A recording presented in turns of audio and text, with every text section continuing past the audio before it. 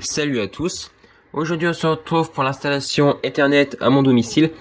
Étant donné que j'ai la chance d'avoir la fibre et que je ne pouvais pas du tout l'exploiter jusqu'à présent car j'utilisais tous les appareils en Wi-Fi, j'ai décidé avec mon frère de réaliser un câblage RJ45 pour notre chambre respective. Pour cela je vais avoir besoin de deux prises RJ45, donc des prises murales comme ça, donc toutes petites mais qui conviendront parfaitement. Ça, les deux, je les ai payés 9,74 €. Vous aurez tous les liens en description. Catégories si ça sont annoncés. Plastique de bonne qualité. Avec, on a toutes les documentations et on a même un petit morceau de double face à coller derrière si jamais on voudrait mettre la prise sous un bureau ou un truc comme ça ou potentiellement sur un mur.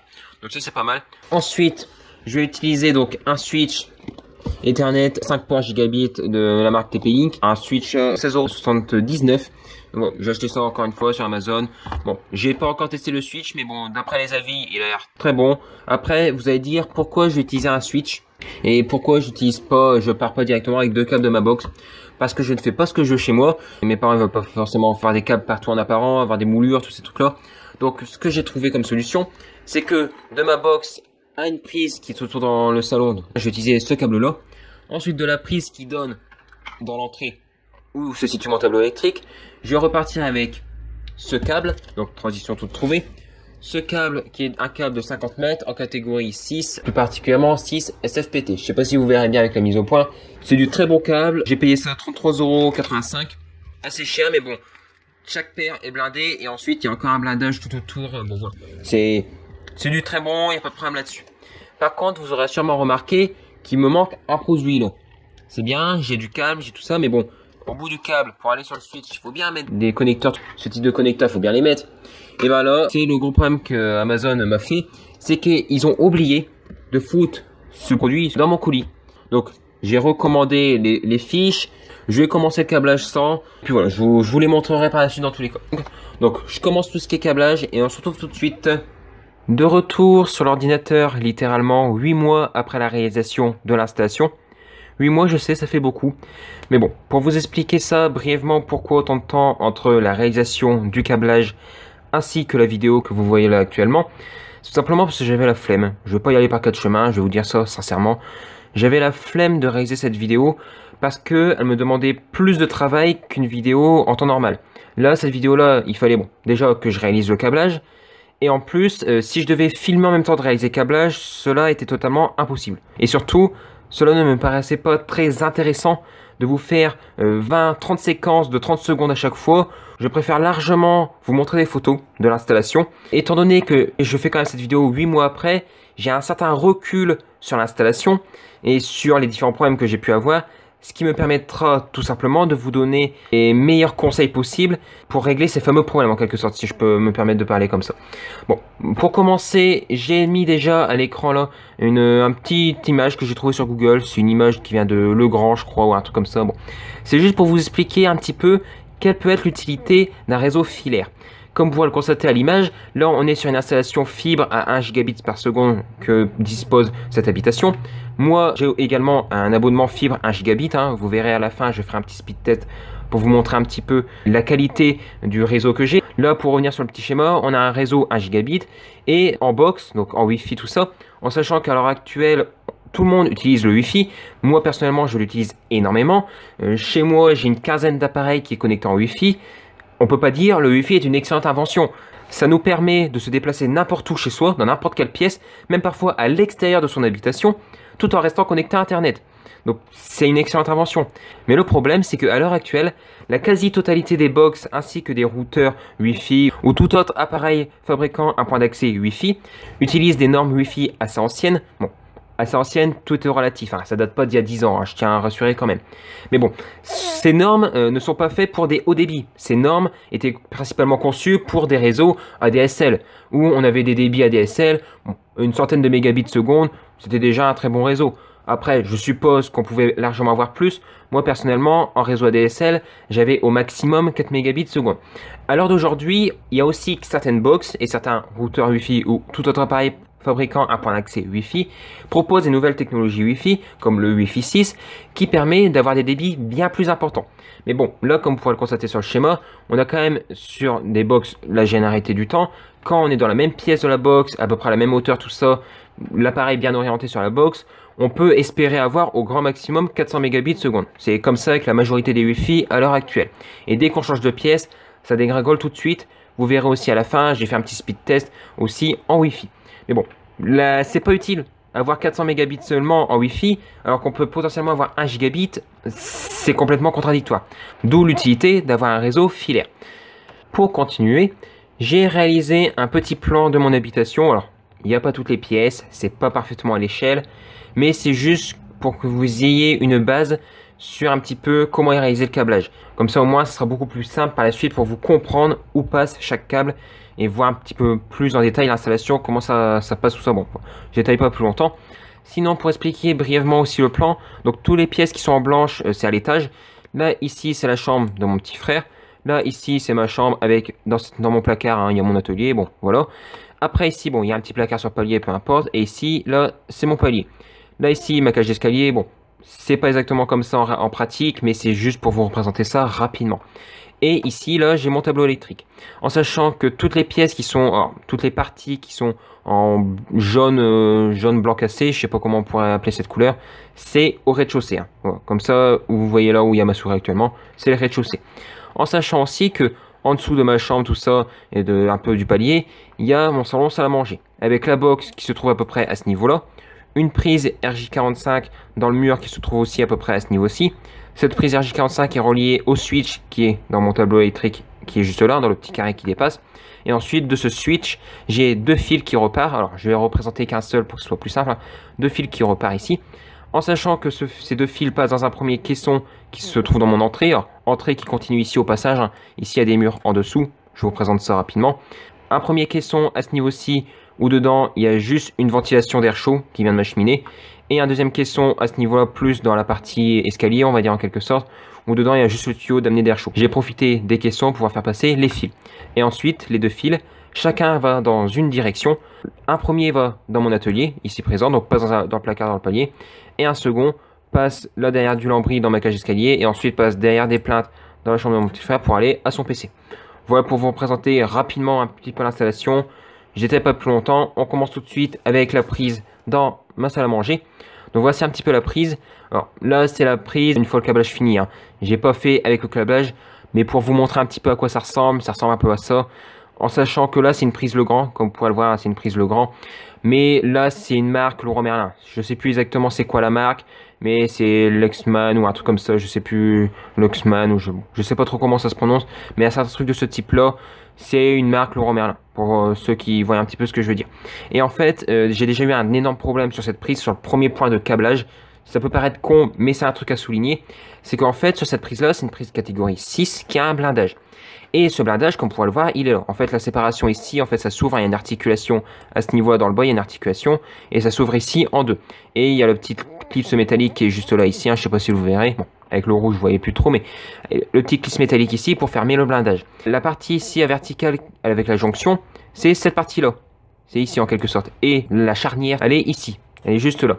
Et en fait, le problème qu'il y a, c'est que, je pense que vous avez peut-être deviné ce qu'il y a, c'est le fait que le blindage métallique, il est trop proche des fils ici, des jonctions, des sorties de fils. Ce qui fait que même en les coupant à ras, le blindage ici métallique fait quand même contact ici sur les fils, les morceaux de cuivre qui dépassent. Et obligatoirement, ça ne peut pas fonctionner l'installation. Donc ce que j'ai fait, j'ai juste mis du scotch électricien, j'ai mis 2 couches de chaque extrémité hein, dans le fond ici du blindage. J'ai plus de problème jusqu'à présent, je touche du bois. Hein. Voilà pour un premier point négatif, un premier problème que j'ai pu rencontrer. Ensuite, donc voilà un petit peu le résultat final. Bon, la prise qui est là comme ça. C'est une prise catégorie 6, hein, je sais pas si vous verrez l'inscription dessus, mais c'est marqué. Bon, après, peu importe, hein, une prise catégorie 5 suffira largement. Je veux dire, à l'heure actuelle, vous mettez du câble catégorie 5, c'est parfait. Moi, j'ai mis du câble catégorie 6 avec un blindage général sur le câble et un blindage de chaque paire. Mais c'est pas utile de mettre un câble aussi blindé que ça, si on peut dire. Un câble catégorie 5 sans blindage pourra fonctionner. À partir du moment où vous n'avez pas de câble électrique, où il n'y a pas de perturbation à proximité, un câble catégorie 5 non blindé pourra convenir sans problème. Ensuite, photo suivante. Donc là, c'est dans mon entrée. où j'ai réalisé le passage du câble RJ45, en sachant qu'à la base, à l'emplacement du câble RJ45 qui est passé là actuellement, il y avait la ligne ADSL que j'ai retirée. C'est juste la ligne ADSL faisait juste 2 mètres, elle partait du boîtier DTI ici et elle allait sur la prise RJ45 de l'autre côté du mur. Vraiment rien de plus. Mais comme ça, j'ai pu passer mon câble RJ45 à la place. Bon voilà, après je détaille pas plus longtemps, hein. Il passe dans une moulure, j'ai fait ça proprement. Vous avez la fibre ici juste à côté, le câble RJ45 là. Il rentre dans le boîtier DTI, alors, en sachant qu'il rentre dans le boîtier, mais il n'est pas raccordé. Il ne fait que rentrer et ensuite il y a un trou dans le boîtier qui traverse directement le placo pour aller se rendre dans mon tableau électrique. Photo suivante, et là c'est la photo la plus intéressante car c'est la réalisation au niveau de mon tableau électrique avec le switch, tout le tralala, tout le tralala. Alors, pour vous montrer rapidement la chose, le câble RJ45 sort ici. Alors, à mon avis, vous verrez sûrement pas, mais il sort là. Bon, je vous l'indique en tout cas. Il longe ici le rail qui passe là. Alors, à mon avis, vous l'apercevrez sûrement. Et ensuite, il revient ici, le câble RJ45. Et arrivé ici, donc il arrive ici, hein, et il fait un tour du switch. Pourquoi j'ai fait une boucle autour du switch? Vous pourrez me dire que ça fait des pertes supplémentaires, donc ça réduit le débit, ça rajoute de la latence. Mais en réalité, c'est pas con d'avoir fait une boucle. Parce que en cas de problème sur le câble ou n'importe quoi, si jamais je suis venu à refaire la prise, ou pour X ou Y raison, ben, au moins j'ai du mou dessus sur le câble. Et je pourrais sans problème venir couper à l'endroit défectueux ou n'importe quoi et avoir toujours un petit peu de longueur. Alors que si j'avais fait tout juste, j'aurais voulu changer la prise ou alors pour X ou Y raison, ben, j'aurais été obligé de repasser un câble intégralement, ce qui m'aurait fait perdre facilement 3 à 4 mètres de câble. Si vous pouvez laisser un petit peu de mou, je dis pas de laisser 3 mètres de câble, mais si vous pouvez laisser, je sais pas, 1 mètre de câble, c'est toujours bien de le laisser. Et ensuite, j'ai mes deux câbles RJ45 qui repartent ici, qui eux font 2 tours du switch. 2 tours, c'est totalement arbitraire, c'est parce que j'avais laissé davantage de mou, hein. Mais après, un tour aurait été largement suffisant aussi. Et ensuite, il passe dans une gaine, il traverse la cloison donc de mon entrée. Voici de nouveau le plan. Donc je vais vous montrer rapidement où traverse les fils, hein. Il traverse la feuille de placo qui est juste là en fait, tout simplement, les deux câbles. Et ils sont gainés jusque ici, dans le coin à ce niveau-là. Bon, il passe comme ça, bon, désolé un petit peu pour les fils qui partent un peu dans tous les sens, en réalité ils passent en ligne droite, hein, rien de plus spécifique. Ils sont gainés jusque là, pourquoi? Parce que tout le reste du caisson qui est ici est accessible facilement, donc c'est moins problématique, alors que là il n'y a pas du tout d'accessibilité, donc j'ai préféré les gainer quand même, au moins c'est un peu plus sûr pour les protéger. Bien entendu, il est préférable de gainer toute l'installation, hein. Ça permet, au cas où vous avez des rongeurs ou n'importe quoi, d'éviter de vous faire bouffer les fils. C'est préférable quand même. Surtout qu'après, ça obligerait soit à repasser tous les câbles s'ils se font bouffer, ou alors carrément devoir mettre une jonction entre les deux, mais qui pourrait potentiellement causer des pertes. Si on peut le gainer, c'est mieux. Après, moi, j'avais plus de gain en plus, j'avais que suffisamment de gain juste pour faire cette de longueur-là. Donc, je me suis contenté de ça. Ensuite, les deux câbles ici passent dans le caisson. Voilà, je refais ça en vitesse, en ligne droite. Et ensuite, il y en a un qui va dans mon atelier, et il y en a un qui va dans la chambre de mon trifère. On se retrouve ensuite ici au niveau de l'installation. Donc voilà un petit peu comment ça se passe. Ensuite ici, donc vous pouvez constater les deux câbles ici qui arrivent comme ça. J'ai laissé encore du mou, hein, comme j'ai pu dire au début. Si vous pouvez laisser du mou, laissez-en, ça peut toujours être utile au cas où que. J'ai un premier câble ici qui monte, donc lui il va vers mon atelier. Et j'ai un second câble ici qui part derrière le lambris pour aller dans la chambre de mon frère. On va commencer par le câble qui va dans mon atelier, en sachant que là le câble passe dans une fente où on peut à peine passer les doigts. C'est important, par la suite, vous allez comprendre. Ensuite, donc là, le câble, une fois qu'il est passé derrière le lambris, tout ça, il arrive dans le placard. Par contre, là, c'était une vraie galère pour passer ce câble. Je tiens à le dire et je vais vous expliquer un petit peu pourquoi c'était galère, tout ça. Je vais vous faire un rapide petit croquis pour que vous compreniez ça un petit peu mieux. Donc ici, vous imaginez que c'est mon palier. C'est le parquet du palier, voilà. Voilà. Ensuite là, vous avez la partie droite, le mur dans la cage escalier. Voilà, rien de plus spécial. C'est le mur de la cage escalier. Et ensuite, ici, vous avez le mur qui donne entre le placard et l'atelier. Et ma chambre occasionnellement. Et ici, vous avez le mur qui donne, le mur que vous voyez là actuellement, c'est ce mur-ci, c'est là où passe le câble. Donc le câble passe ici au plancher, donc là, rien de très spécifique. Et où le câble rentre, en fait, il rentre tout simplement ici quelque part. Là, vous avez le bastin, là, avec le caisson qui est là, comme ça, ici. Bon, le bastin est mal représenté à son emplacement, mais c'est juste pour vous signaliser un petit peu la chose. Et le câble, il passe là, il remonte là à la verticale et il retourne ici tout de suite. C'est à peu près comme ça, plus ou moins comme ça. C'est pour représenter ça grossièrement. Et il faut vous dire que j'ai dû passer une aiguille depuis le placard et la faire après arriver là.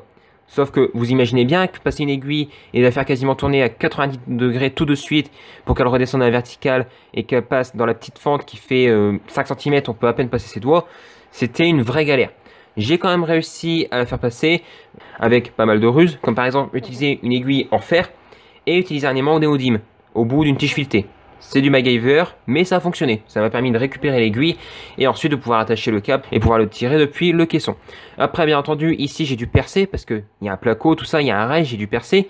Pour pas arranger les choses, comme vous pourrez le constater ici, il y a un câble télé, alors, câble satellite, qui est plus utilisé, mais bon, par principe de précaution, j'ai fait attention à ne pas l'abîmer, donc ça aussi c'était extrêmement galère à ne pas l'abîmer, c'était un vrai calvaire. Bon, je vous détaille pas, mais j'ai passé une soirée uniquement pour percer le trou à ce niveau-là. Tellement ça a été long, j'ai passé 2 heures je pense. Ensuite bon, arrivé dans mon atelier, ça traverse le mur qui est là, le mur de placo, hein. Ça passe ici en dessous de la planche qui permet de cacher l'ouverture en dessous des poutres, hein. Une vieille maison, chambre sous les toits, donc il y a des poutres, tout ça apparent. Et après le câble il ressort là, bon.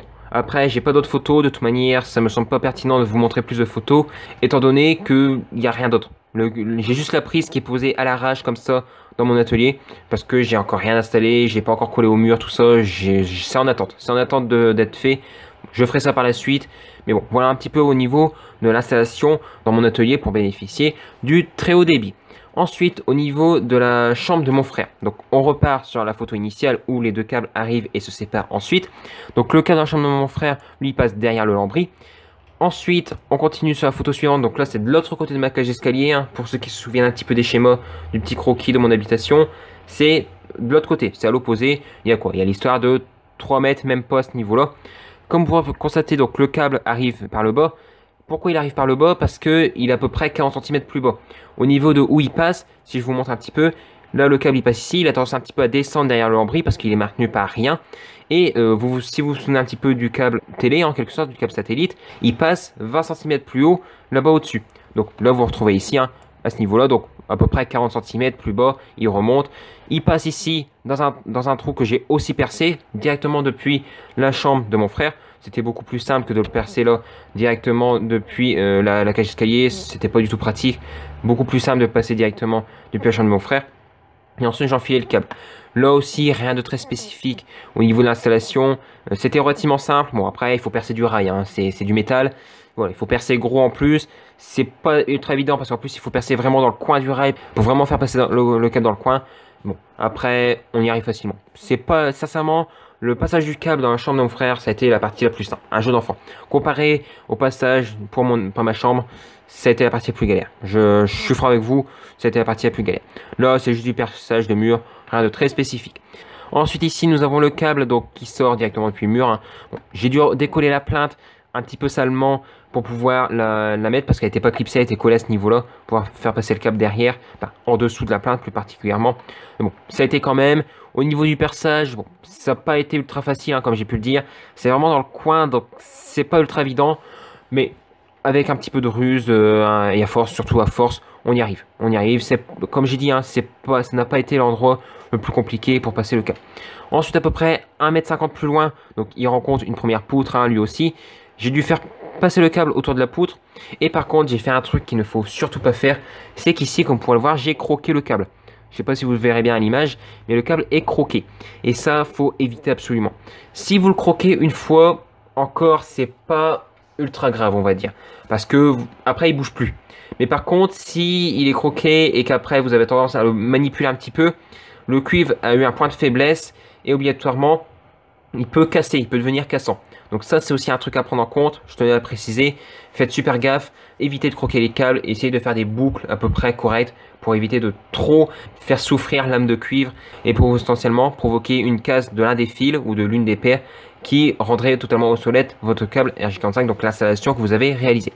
Et ensuite le câble ici, donc il contourne la poutre et ensuite il passe derrière la plainte, là, en dessous de la plainte carrément, parce que sur les nouvelles plaintes, je vous mettrai une image là quelque part, j'y ai pas pensé, mais sur les systèmes de plainte maintenant, le bas de la plainte est coupé en biseau et si vous mettez des clips, vous pouvez passer des petits fils. Alors, un câble RJ45 c'est un petit peu gros, surtout du catégorie 6. Du catégorie 5 par contre, ça passera normalement sans problème. Et ensuite le câble ici continue sur à peu près, je dirais 4 mètres avant d'arriver au pied de son bureau, donc carrément à l'autre bout de sa chambre. Le câble sort de derrière la plainte, hein, rien de très spécifique. Et je suis venu raccorder au bout de ce câble les fameuses prises RJ45 que j'avais achetées, les prises RJ45 femelles. Pour le raccordement, rien de très compliqué, tout est parfaitement expliqué sur la notice. Sincèrement, je suis franc avec vous. Hein. C'est au niveau, j'ai jamais fait de câblage H45 chez moi. C'était la première fois que je faisais du câblage. J'avais pas du tout regardé un petit peu ce qui se faisait sur internet. Et au niveau de l'explication de la notice, tout ça, pour le câblage de ce type de prise, c'est très bien expliqué. Après, une fois le résultat final, voilà un petit peu ce que ça donne. C'est propre, j'ai rien à dire. Ensuite, au niveau du câblage, donc des fameuses prises mâles que j'ai reçues une semaine en retard. Hein. Pourquoi? Parce que j'ai dû les recommander, comme j'avais pu le dire au début de la vidéo, que je les avais pas reçues parce qu'Amazon les avait oubliées dans mon colis. Je les ai reçues une semaine après, j'ai pu faire le câblage, tout ça. J'ai pu faire le câblage au niveau du switch. Rien de très spécifique, hein. Je suis venu mettre les paires au bon endroit. J'en ai pas encore parlé, mais j'ai fait un brochage de type B. C'est le plus courant, c'est le plus utilisé. J'y connaissais rien, je vous ai dit, au niveau du câblage H45, j'en avais jamais fait. Et pour savoir un petit peu quel type que j'allais faire, j'ai regardé sur un câblage H45 qui traînait chez moi. J'ai regardé un petit peu dans quel ordre il était câblé.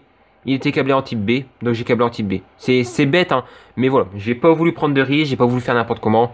J'ai câblé en type B. Après, c'est quand même le plus courant. Par contre, au niveau de ces prises, c'est un vrai calvaire à câbler. Déjà, comme vous pourrez constater, au niveau de la prise ici présente, il y a un jour. En sachant que c'est des prises qui sont conçues normalement en catégorie 5, catégorie 6, catégorie 7. Là, c'est du câble catégorie 6. La prise ne ferme même pas autour du câble catégorie 6. Imaginez sur du catégorie 7. Ça devient n'importe quoi. Surtout qu'en plus, le fait que la prise ne ferme pas qu'il y a un jour, les bornes qui sont ici, là, les petits plots plastiques là, qui permettent d'appuyer sur les câbles à l'intérieur, ben, ils n'appuient pas correctement. Ce qui fait qu'on n'a pas des bons contacts. Donc la petite magouille que j'ai dû aussi utiliser à ce niveau-là, comme vous aurez pu le voir aussi sur le switch au tout début, j'ai dû mettre déjà du scotch électricien autour pour dire de bien fermer la mâchoire, essayer de la maintenir fermée. Ça vous permet d'avoir d'excellentes connexions et aussi qui ne bougent pas dans le temps. C'est voilà, alors que là, ça pourrait potentiellement bouger avec ce genre de prise. Bon, pour vous montrer le switch en vitesse à la fin, voilà un petit peu ce que ça donne, hein, avec le scotch électricien comme ça à l'arrache autour pour maintenir les prises fermées. Bon, après, je touche encore du bois, mais jusqu'à présent, j'ai pas eu de problème, tout fonctionne parfaitement. Maintenant, on va quand même passer enfin au speed test. Je pense que c'est quand même le moment qui va intéresser le plus de monde. Alors, voilà un petit peu au niveau du speed test. Alors, je préfère prévenir tout de suite, c'est pas un speed test en direct. C'est une vidéo que j'ai enregistrée, c'est une capture d'écran. Pourquoi je vous le fais pas en direct? Tout simplement parce que je ne veux pas tester la qualité de mon réseau fibre. Je veux pas tester la fibre que j'ai chez moi. Je veux tester le réseau RJ45 par lui-même. Je veux vraiment tester l'installation, voir si j'ai des pertes en plus, tout ça. Si mon installation est vraiment efficace. Je sais pas si vous voyez un petit peu aussi ce que je veux dire. Je veux pas tester ce qu'il y a avant ma box. Je veux tester ce qu'il y a après ma box. Très important hein, à préciser aussi. Donc je lance la vidéo. Pour vous donner rapidement le speed test en sortie de ma box avec mon PC, j'ai à peu près 1,5 ms. J'ai 950 mégabits seconde en descendant et en ascendant, j'ai à peu près 600 mégabits seconde. Là, le ping indique 2 ms, donc c'est excellent. Pour une installation filaire, tout ça, j'ai un petit peu plus que en sortie de la box. C'est normal, j'ai quand même un switch, je suis pas en direct, donc c'est très très bien. En descendant, j'ai un petit peu de perte, je suis pas à 950, je suis à 900, mais bon, à 50 mégabits près, c'est pas ça, sincèrement, c'est vraiment dérisoire. Et en ascendant, j'ai presque 600, donc beaucoup moins de pertes, en sachant aussi que l'abonnement, normalement, je crois que c'est 300 ou 400 en ascendant, donc j'ai largement plus, donc au niveau bridage, on est loin. Sincèrement, il n'y a pas de bridage et c'est excellent. C'est excellent pour pouvoir exporter des vidéos, tout ça. Après, là, je fais un second speed test, donc dans la chambre de mon frère, pour vraiment avoir un peu plus de distance, en Wi-Fi. Donc, en sachant que c'est aussi un PC gamer, hein, je tiens à préciser aussi. Au niveau du ping, on est à 4 ms, donc 2 fois plus. Bon, après, 4 ms, c'est jouable. Après, là, bien entendu, quand vous n'avez pas de jeu, vous avez un ping très faible. Quand vous jouez, ou que vous avez Discord en plus ouvert, n'importe quoi, je peux vous jurer que je l'ai déjà entendu gueuler plus d'une fois parce qu'il avait un ping dégueulasse. Et après au niveau du descendant, donc 222 mégabits seconde, 73 mégabits seconde en ascendant, on a quand même des valeurs qui sont relativement inférieures au réseau filaire, hein, c'est normal, c'est du Wi-Fi. Au niveau du coût total de l'installation, alors je l'ai plus en tête, ça fait 8 mois, donc je vous l'afficherai en haut quelque part, je vous l'afficherai dans un coin. De toute manière, comme d'habitude, vous retrouverez aussi l'intégralité des liens des produits hein, que j'ai utilisés en description. Comme ça, au moins, si jamais vous voulez réaliser ou n'importe quoi, vous pourrez les acheter sans aucun problème. Je vais terminer quand même avec cette vidéo qui est assez longue, j'ai encore pas mal blablaté. Si jamais vous avez la moindre question, n'hésitez pas à me poser en commentaire des vidéos. J'essaierai d'y répondre du mieux que je peux, en sachant que j'ai pas la science infuse dans tout ce qui est réseau Ethernet, tout ça. Donc peut-être que des personnes plus qualifiées que moi pourront vous répondre dans les abonnés, tout ça, n'importe qui, ou des gens qui passent comme ça au hasard sur ma vidéo. Donc surtout, posez vos questions. Au pire, même si j'arrive pas à répondre, peut-être qu'un abonné pourra répondre à ma place. Si la vidéo vous a plu, n'hésitez pas à la partager pour faire découvrir la chaîne, très important. Aussi à la liker, ça permet de m'encourager un petit peu sur mon travail. C'est le seul moyen que j'ai pour savoir si elle vous a plu. Et surtout, vous connaissez la musique, ça permet aussi de mieux référencer la vidéo, tout ça, tout tralala. Et surtout, n'oubliez pas de vous abonner, c'est la chose la plus importante. On est de plus en plus nombreux et c'est grâce à vous tout ça, clairement. Donc, je vous remercie vraiment toutes les personnes qui s'abonnent et moi je vous dis salut à tous et à la prochaine.